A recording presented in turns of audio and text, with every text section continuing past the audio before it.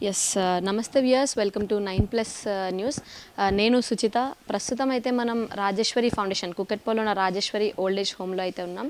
మనం ఇక్కడికి రావడానికి గల ప్రధాన కారణం కూడా ఏంటంటే తెలంగాణ ప్రభుత్వం ఒక బిల్లు ఆమోదపరిచింది.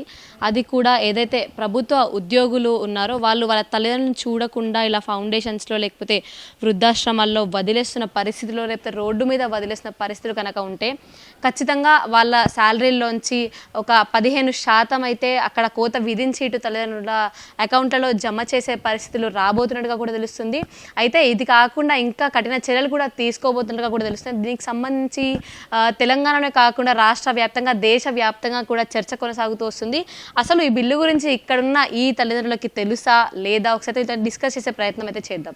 ఎస్, ఒకసారి అయితే ఇక్కడ మనం ఉన్నారు అమ్మ వాళ్ళతో మాట్లాడే ప్రయత్నం చేద్దాం. అమ్మ, ఇలా తెలంగాణ ప్రభుత్వం ఒక బిల్లు ఆమోదపరిచింది. ఏంటంటే ఎవరైతే ఇప్పుడు ఉద్యోగులు ఉంటారో వాళ్ళు అంటే మీ పిల్లలు ఎవరైతే ఉంటారో వాళ్ళు మిమ్మల్ని చూడని పరిస్థితుల్లో ఏదైతే వాళ్ళ ఉద్యోగానికి సంబంధించిన జీతం అనేది వస్తుందో వాళ్ళ జీతంలోని 15% అక్కడ కోత విధించి మీ అకౌంట్లలో జమ చేయాలంటూ అయితే ప్రభుత్వం ఒక బిల్లు ఆమోదించింది. దాని గురించి మీకు తెలుసా అమ్మా? నాకు తెలియదండి. నా కూతురు నేను వెళ్ళిపోయాలి అయిపోతానంటే నా కూతురు తీసుకొచ్చి మేడం గారు ఆశ్రమంలో దించింది. ఇప్పుడు హాయిగా ఉన్నా, నేను చాలా బాగుంది. నాకు మేడం గారు ఆదరణ, అభిమానం చాలా అందంగా ఉన్నాయి. తాతయ్య గారు నమస్తే అండి. నమస్తే అమ్మా. తాతయ్య గారు ఇక్కడ ఎన్నేళ్ళ నుంచి ఉంటున్నారు మీరు? నేను ఇక్కడ 7 months నుంచి ఉంటున్నాను. అంత బాగానే ఉందా ఇక్కడ? బాగుందమ్మా, అన్ని ఫెసిలిటీ బాగున్నాయి. మిమ్మల్ని ఇక్కడ ఎవరు తీసుకొచ్చి జాయిన్ చేశారండి? నన్ను మా తమ్ముడు, మా చెల్లెలు. తమ్ముడు చెల్లెలు అంటే మీకు పిల్లలు కానీ లేకపోతే మీ భార్య? వాళ్ళు ఇంట్లోంచి వెళ్ళగొట్టారు. మా తమ్ముడు, మా చెల్లెలు ఇద్దరు కలిసి చూశారు. ఓకే. అయితే ప్రభుత్వం ఇప్పుడు ఒక బిల్లు ఆమోదపరిచింది. అదేంటంటే మీ పిల్లలు ఎవరైతే ఉన్నారో వాళ్ళు మిమ్మల్ని చూడని పరిస్థితుల్లో వాళ్ళకి సంబంధించిన ఏదైతే ఉద్యోగం ఉంటుందో దానిలోని జీతం నుంచి 15% కోత విధించి మీ అకౌంట్లలో జమ చేయాలంటూ అయితే ప్రభుత్వం బిల్లు ఆమోదించింది. దాని గురించి మీకేమైనా తెలుసా? విన్నారా దాని గురించి? వెళ్ళలేదు మేడం, ఫస్ట్ టైం వింటున్నాను. ఓకే. అట్లా అంటే మీ పిల్లలు ఎవరైనా వచ్చి చూడడం కానీ లేకపోతే మీ తమ్ముడు చెల్లి వాళ్ళని చూడడం కానీ కలిసి వెళ్తూ ఉంటారు అప్పుడప్పుడు? వస్తుంటారు మేడం, వచ్చి వెళ్తుంటారు. ఓకే. ఇంకా మిగిలిన వాళ్ళు కూడా చాలామంది ఉన్నారు, మాట్లాడే ప్రయత్నం అయితే చేద్దాం. ఇక్కడ ఇంకొక అమ్మగారు కూడా ఉన్నారు, మాట్లాడదాం. అమ్మ, మీరు చెప్పండి, మీకు తెలుసా ప్రభుత్వం ఆమోదపరిచిన బిల్లు గురించి? మాకు తెలియదు, మాకు కూడా తెలియదు. మిమ్మల్ని ఇక్కడికి తీసుకొచ్చి ఎవరు జాయిన్ చేశారు? లయన్స్ క్లబ్ వాళ్ళు. లయన్స్ క్లబ్ వాళ్ళు. మీ పిల్లలు లేకపోతే మీ భర్త లేకపోతే మీ అన్నదమ్ములు అక్క చెల్లెలు వాళ్ళు ఎవరు కూడా లేరా? ఉన్నారు మా, కానీ ఇక్కడ ఉన్నదని తెలియదు ఎవరికి. ఉన్నారు, పిల్లలు ఉన్నారు, భర్త ఉన్నారు, అన్నదమ్ములు ఉన్నారు, అక్కడ అందరు ఉన్నారు. కానీ నేను ఇక్కడ ఉన్న సంగతి వాళ్ళకి తెలియదు. ఎందుకమ్మా తెలియకుండా మీరు ఇక్కడ ఎందుకు ఉండాలనుకుంటున్నారు? అక్కడ హాస్పిటల్లో జాయిన్ చేసి వెళ్ళారు మా వాళ్ళు. హాస్పిటల్ నుంచి అక్కడ బస్తు లీడర్ చూసి ఇక్కడికి పంపించాను. ఏ హాస్పిటల్ అమ్మా? ఎక్కడ జాయిన్ చేశారు? మీరు ఏ ఊరమ్మా? బోడబండమ్మ. ఇక్కడ జాయిన్ చేస్తే మరి మీరు ఇక్కడ అసలు అక్కడ నుంచి ఇక్కడికి ఎలా వచ్చారు? వాళ్ళు తీసుకొచ్చారని చెప్తున్నారు, లయన్స్ క్లబ్ వాళ్ళు తీసుకొచ్చారు. లయన్స్ క్లబ్ వాళ్ళు తీసుకొచ్చి ఇక్కడ జాయిన్ చేశారు మిమ్మల్ని రాజేశ్వరి గారు మేడం దగ్గర జాయిన్ చేసి వెళ్ళిపోయారు. అంటే 8 ఏళ్ళ నుంచి కూడా ఇక్కడ ఉంటున్నారు. మరి అంతా బాగానే ఉందా రాజేశ్వరి గారితో? కానీ ఇక్కడ ఫుడ్ అన్ని ఫెసిలిటీస్ బాగున్నాయమ్మా, అన్నీ బాగున్నాయి. కానీ ఒకటి గ్యాస్ అయ్యి చాలా ఇబ్బందిగా ఉందమ్మా. కట్టెల పొయ్యి మీద వంట చేసి పెడుతున్నారమ్మా ఒక అమ్మ. అన్నిటికన్నా మించి మాకు ఇంకేం లేదు. మా మేడం గారు చాలా మంచివారు. అన్నిటికీ మాకు తల్లి కంటే ఎక్కువ చూసుకుంటారు, మంచిగా చూస్తారు, చాలా బాగా చూసుకుంటారమ్మా.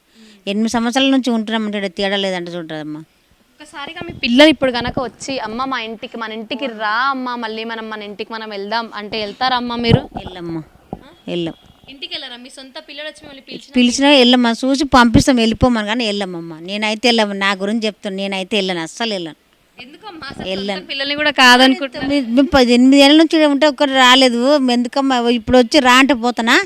నిజంగా ఇంత బాధ దిగమింగుకొని కూడా ఇక్కడ ఉంటారంటే చాలా బాధ అమ్మ, చెప్పలేము కూడా.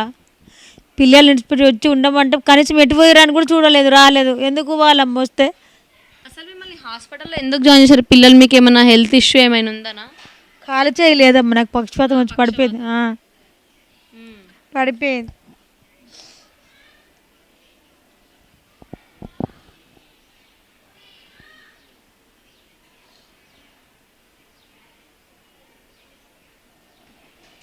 ఇలా పక్షవాతం వచ్చి పడిపోయిందని చెప్పి పిల్లలు కూడా మిమ్మల్ని వదిలేసి వెళ్ళిన రాజేశ్వరి గారు మిమ్మల్ని చూసుకుంటున్నారంటే నిజంగా గ్రేట్ అని చెప్పాలి. తల్లి తర్వాత తల్లిలా చూసుకుంటున్నారు, సొంత పిల్లల్లా.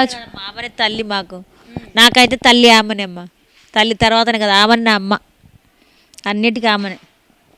మీ పిల్లలు లేకపోయినా చూసుకుంటానంటే నిజంగా చాలా గ్రేట్ అని చెప్పాలి. చాలా మంచిదమ్మ. పిల్లలు మొగడు తల్లి తండ్రి ఎవ్వరు లేరు ఆ ముందు మాకు, అంతే. నమస్తే తాతయ్య గారు, ఇక్కడ ఎన్నేళ్ళ నుంచి ఉంటున్నారు? నేను కాదు, ఒకటే ఇయర్ అయింది. ఇప్పుడు మిగతా 4 నెలలు అవుతుంది అనుకుంటా, అంతే. ఇక్కడ బాగుందా? బాగా చూసుకుంటున్నారు రాజేశ్వరి గారు? మంచిగానే ఉందండి, మీకు ఫెసిలిటీస్ బాగానే ఉంది, జాగ్రత్తగా చూస్తుండ్రు, ఏం ఇబ్బంది లేదు ఇక్కడ. ఇంకా నో అక్కడ ఏం లేదండి, నా దిక్కు మాట్లాడండి, అక్కడ ఏం లేదు మా అమ్మది. ఓకే, అంటే ఇప్పుడు మామూలుగా ఇక్కడ మిమ్మల్ని ఎవరు తీసుకొచ్చి జాయిన్ చేశారు ఇక్కడ? మిమ్మల్ని ఎవరు జాయిన్ చేశారు మిమ్మల్ని ఇక్కడ? ఇక్కడ మా చెల్లెండ్రు ఉన్నారు, నాకు ఫ్యామిలీ లేదు, మా భార్య చనిపోయింది, పిల్లలు కాలేదు, మా చెల్లెండ్రు తీసుకొచ్చి ఇక్కడ జాయిన్ చేశారు. అంకుల్, ఇదొక వైపు అయితే ఇంకొక వైపు మీ పిల్లలు ఎవరైతే మిమ్మల్ని చూడట్లేదు కాబట్టి ప్రభుత్వం ఒక బిల్లు ఆమోదపరిచింది. అదేంటంటే ఖచ్చితంగా పిల్లలు మిమ్మల్ని చూడకపోతే వాళ్ళ జీతాలోంచి 15% అక్కడ కట్ చేసి మీ అకౌంట్లలో జమ చేయాలంటూ. దాని గురించి మీకు ఏమైనా తెలుసా అంకుల్? నాకు అది తెలియదమ్మా, అట్లాంటి సహకారం నాకు ఎట్లాంటిది రావట్లేదు. 60 years అయినా నాకు పెన్షన్ రావాలి, కానీ రావట్లేదు. అంటే మేజర్గా పిల్లల జీతాలు, మీ పిల్లలు జాబ్ ఏమైనా చేస్తుంటే కూడా? మా బాబు చేస్తున్నాడు, జాబ్ చేస్తున్నాడు, గవర్నమెంట్ జాబే. హ్యాండిక్యాప్డ్ అని చెప్పారు కదా మీ బాబు? అప్పుడే జాబు రేవంత్ రెడ్డి ఎక్కినాక హ్యాండిక్యాప్డ్ అని ఇచ్చేసాను. మేము కేసీఆర్ ఉన్నప్పుడే అక్కడ పోయి ఆయన అప్రోచ్ అయినాం, కేసీఆర్ని అప్రోచ్ అయితే ఇచ్చేసాను. ఇంతమంది చెప్పారు రాజేశ్వరమ్మ గారి గురించి. రాజేశ్వరి గారు మనతో పాటు ఉన్నారు. అంటే మేజర్గా మా పిల్లలు లేని మాకు కూతురులాగా, లేకపోతే మా అమ్మలాగా అంటూ చాలామంది అయితే చెప్పారు.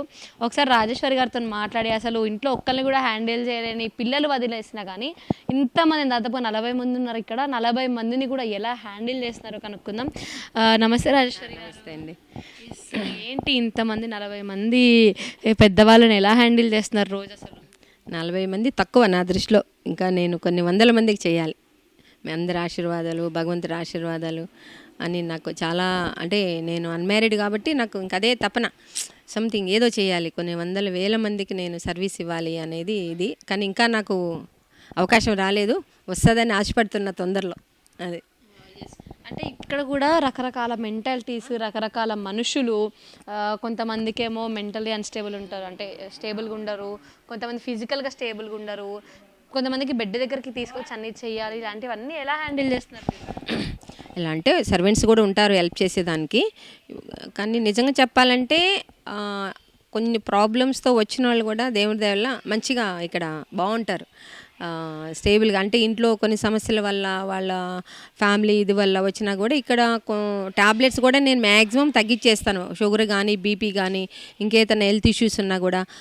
మొన్న హెల్త్ గురించి వేరే ఒక లేడీ డాక్టర్ గారు వచ్చారు, న్యూట్రిషన్ డాక్టర్. ఆవిడ, నేను చాలా ఓల్డేజ్ హోమ్లు తిరిగానండి, మీ దగ్గర ఇంత హెల్తీగా ఉన్నారు అందరూ, బీపీ కానీ అన్ని విధాలా బాగున్నారు అని ఆవిడ అంటే నేను చాలా హ్యాపీగా ఫీల్ అయినా. ఎందుకంటే ఇంట్లో కన్నా, అంటే ఎవరిని చూడొద్దు అన్నాను, ఇంట్లో కన్నా ఇక్కడ ఎందుకు బాగుంటారంటే అంతా ఏజ్ వాళ్ళు ఉంటారు, టెన్షన్ ఉండదు, అన్ని టైం టు టైం అన్నీ పెడతాము. ఇంట్లో ఉంటే ఎంత బాగా చూసినా కూడా కోడలు ఒక మాట, ఈమె ఒక మాట అనను, కొంచెం వాళ్ళకి డిస్టర్బెన్స్ ఉంటుంది. కాబట్టి ఇక్కడ అట్లా ఏమి ఉండదు. కాబట్టి నాకు తెలిసి ఇక్కడే హ్యాపీగా ఉంటారు, అది మాత్రం చెప్పగలను. ఈ ప్రభుత్వం ఆమోదపరిచిన బిల్లు గురించి అడిగినా కూడా ఒక్కరికి కూడా ఇక్కడ తెలియదు, ఒక్క రాజేశ్వరి గారికి తప్ప. ఆవిడ కూడా ఇదంతా కూడా అయ్యే పనిలా అయితే ఎక్కడా కనపడట్లేదు. ఇప్పటిప్పట్లో అయినా కూడా ఎన్ని ప్రభుత్వాలు వచ్చినా కూడా ఏదైతే ఇప్పుడు బిల్లు అనేది ఆమోదపరిచారో అది అయ్యేది కాదు. ఎంతమంది వచ్చినా, ఎంతమంది రాజకీయ నాయకులు వచ్చినా తన ఉద్యోగం కొరకనో, లేకపోతే తన ఇంకొక అవసరాల కొరకో, లేకపోతే కోడలు చూడట్లేదనో, కొడుకుకి ఇష్టం లేదనో, అల్లుడికి నచ్చట్లేదనో, ఇలా రకరకాల కారణాలతో ఈ వృద్ధులు రోడ్ల మీద పడుతున్నారు. ఆ రోడ్ల మీద పడిన వారందరినీ కూడా తీసుకొచ్చి సొంత కూతుర్లా, సొంత తల్లిలా సాదుతుంది రాజేశ్వరి గారు. అయితే మొత్తానికి ఇక్కడ ఇలా నడుస్తుంది. పొద్దున్న నుంచి సాయంత్రం వరకు, పొద్దున్న 5ంటికి మొదలు పెడితే రాత్రి 8, 9 వరకు కూడా వాళ్ళని చాలా బాగా అయితే చూసుకొని, వాళ్ళు లేచిన దగ్గర నుంచి పడుకునే వరకు కూడా వాళ్ళ ప్రతి ఒక్క అవసరాన్ని కూడా తీరుస్తూ రాజేశ్వరి ఫౌండేషన్ అయితే కొనసాగిస్తూ వస్తున్నారు. మొత్తానికి ఇదే అయితే ఇక్కడ పరిస్థితి. కెమెరా పర్సన్ అభిలాష్తో Suchitha reporting from 9+ news, Hyderabad.